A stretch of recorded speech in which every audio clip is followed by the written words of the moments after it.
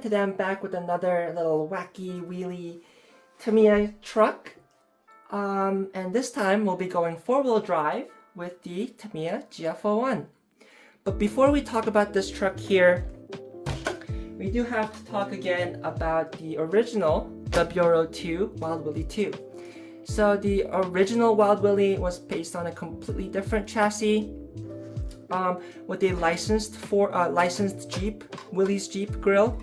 I guess licensed Willys grill, but regardless. But when they re-released it for the Wild Willy 2, they lost the Jeep licensing and they had to put on more of a generic grill on here. Though technically this is based on the Ford Vietnam War era Jeep grill.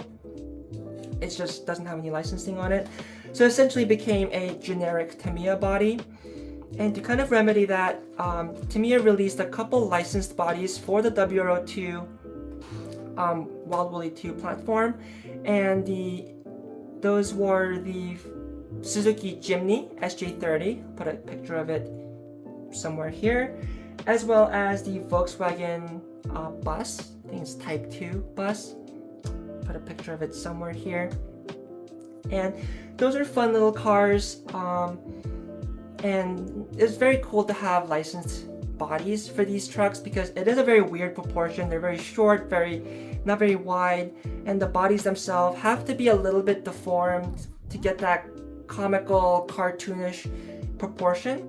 So the bodies for these trucks are going to be specific to this chassis and often made specifically by Tamiya. Because there aren't a lot of aftermarket options for these trucks, at least in this similar style.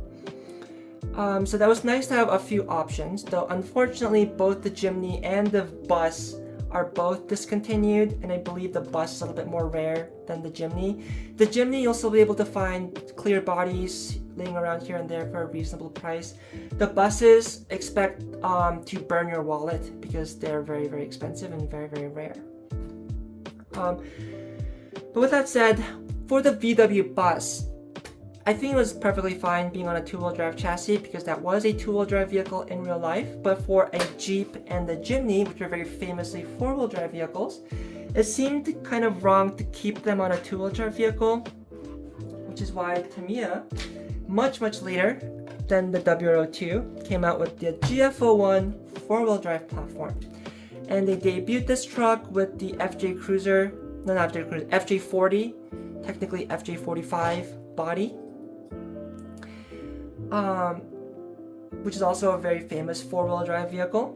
So it was much more fitting, and the way they executed the 4-wheel drive was also very interesting because they wanted to reuse a lot of the parts from the W02. So like things like the drive shafts, the arms, the diffs, a lot of the gearing in the truck, they're all pretty much the same as the W02. You can even see the motor position is the same between the two, despite this one being 2-wheel drive and that one being 4-wheel drive. And they kind of achieved that because the W02 had this kind of monocoque style separate transmission piece that was originally made for the WR01, which was a 4-wheel drive dual motor monster truck. To me, is naming conventions never really make any sense to me. As well as the WT01, which was basically a long wheelbase version of this.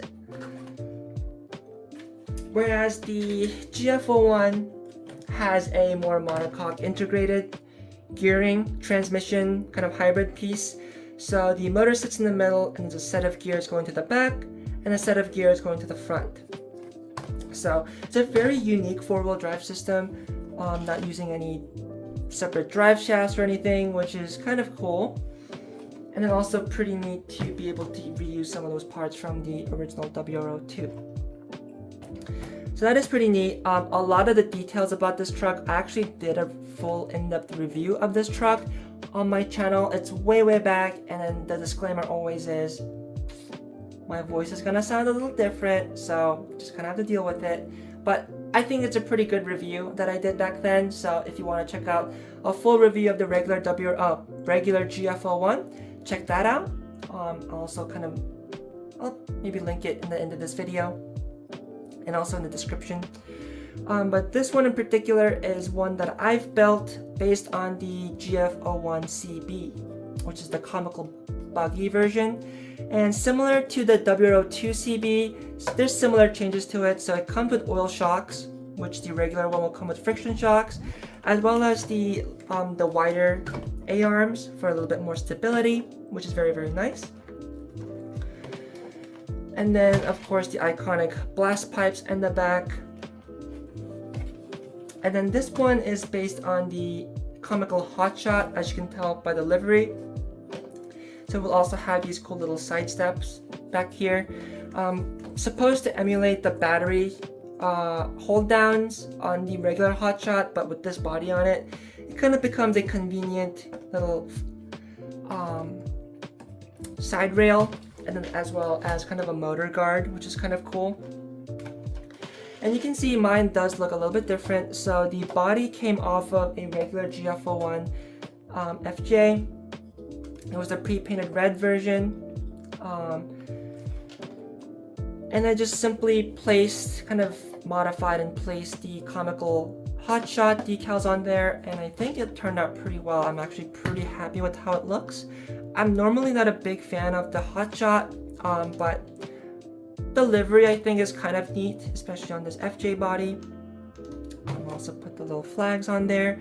And then the roll bar in the back came off of a Suzuki Jimny W02 that I had laying around, so kind of threw that on there. It's not a perfect fit, but you know, the body's not super accurate to begin with, so I think it gives it enough of a, it fits well enough to be acceptable, I think. And then I did want to retain the blast pipe, so initially I had cut it a little bit closer to here, but with bashing and stuff, it kind of cracked and came apart, so I was kind of forced to widen the hole here, which looks a little bit goofy, but you know, it is what it is. I think I managed to save it as best as possible. And then it should also have a Wild Willy driver figure in there, but I'm still in the process of painting it. I just haven't had a lot of time to do a lot of painting, especially hand painting. A lot of my hand paints have dried up, so I have to find the time to go get those again. Also comes with the comical style front bumper, which I think looks much nicer than the ones that will typically come on these, which is this ugly little bar with springs loaded on there. I removed the springs, just rigidly mounted it. And then it also adds kind of a skid plate action there, so I think it's a lot more aesthetically pleasing. Other than that, it's also running on a brushless system, which is why the body actually came apart. I crashed it a couple times, and because these bodies are not meant for brushless power, the body kind of quickly exploded. So I have a lot of shoe goo. I have an entire tube's worth of shoe goo and drywall tape on here, so hopefully it won't come apart anytime soon. But here we have the chassis. I have a Arma brushless ESC kind of mounted inside the battery tray, and then I put a shorty lipo in here. The lipo also helps keep the center of gravity down, which is nice. The wheels and tires on it are off of the Tamiya CC02 Unimog. So they're not the grippiest tire, but I think they look pretty nice. And then for the kind of driving I want to do with this, I do want it to slide around a little bit more than actually grip, because gripping is just going to make it flip over. So I think it's a fun little basher tire, and the tread pattern I think looks pretty good. And then the motor is just running like a generic Red Cat brushless motor, sensorless. I also have some weights added in the front to kind of keep it from wheeling a little bit. And then it does have spots for lights in the back. That's a CB feature. And otherwise, it's a pretty straightforward little design. battery mounts on the top, just like the W02, though the W02 will mount only NiCad packs or nickel metal hydride packs, the rounded shotgun style packs from the back. Whereas the GF01 is a square tray, so it will, without the ESC and stuff on it, it will fit a full like 5200 milliamp hour hard case LiPo pack, which is nice. So that gives you a little bit more options. So if you are someone with modern batteries and more modern running gear, GF01 might be a better option for you, just because it can accept those batteries. And this kind of seems like the way of the market nowadays. Seems like everyone wants to just go 4-wheel drive. So that might be a nice little bonus for you as well.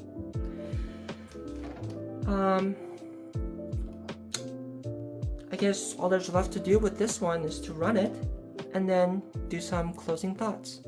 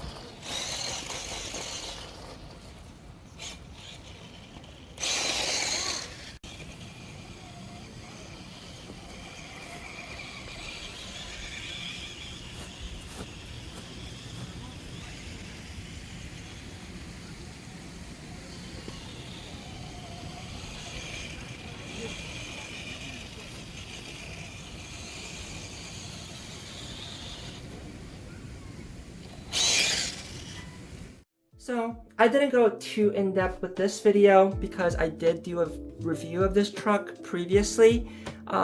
So this one was mostly just an excuse to kind of show off my particular build. I think it looks a little more scale and looks a little nicer, and it's a little more stable and nicer to drive, I think.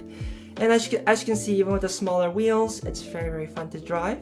And I think it also looks fantastic. Once I get that driver figure painted up and put in there, I'm sure it's gonna add to the fun as well. So very happy with this build. I don't see myself parting with this one. This was actually a surprise because it was kind of like a whatever build just to get some stuff together and then post up on eBay or something to get rid of. But I've kind of fallen in love with it. The red body with the red shocks and the red wheels, everything just kind of came together, kind of part spin wise. So very happy with this, and I don't really see myself parting with it anytime soon. So with how things are, who knows? But hopefully this one, like my Wild Willy 2 and my Honda City Turbo, sticks around for a while. So I hope you guys enjoyed this video and found it entertaining or informative. And as always, I hope everyone has a great day and have fun with RC.